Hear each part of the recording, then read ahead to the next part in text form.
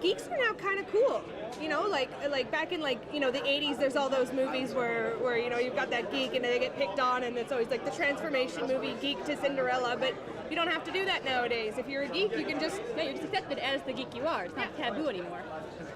Well, just look at all the movies that are coming out nowadays. They're all based on geek culture. That's where all the money is now. So here we are. Yeah.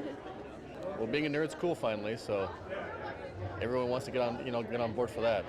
Oh yeah. You see it more on T-shirts, more on sweaters.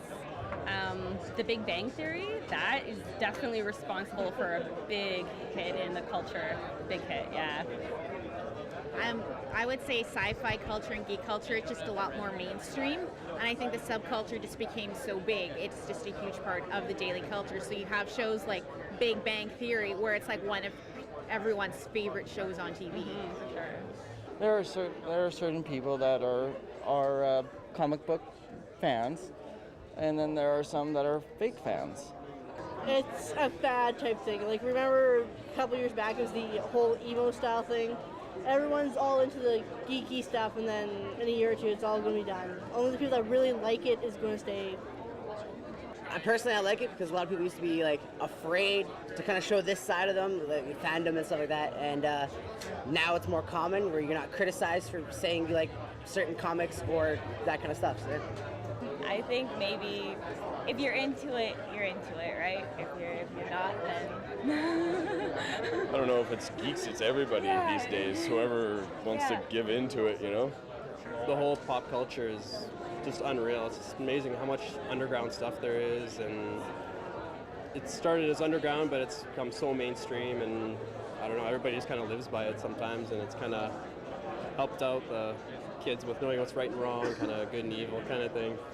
I really think that means that nerd culture will not be a subsect and picked on at all anymore if people accept it as just a fandom. I think it's bringing back imagination. It's letting even adults are okay to imagine and believe in the unbelievable, and that's something that us as a society is losing. So I think that's one of the reasons that I love Comic-Con, and I love the reason that it's just exploding. I'd say it's more of an acceptance, less of just a wave, more of an understanding what it is. Because you look before, what you saw on about LARPing was a bunch of furries, and that's not LARPing. That's maybe 10% of us, maybe 5% of us, but that's not all of us. It's really people are seeing what there is, not just a small section of it. I think we're more like none of the three of us here. You are okay, and you answer the question. I think it's allowing people to be more open in who they are, and we're not odd here. We're right on. So I think it's great.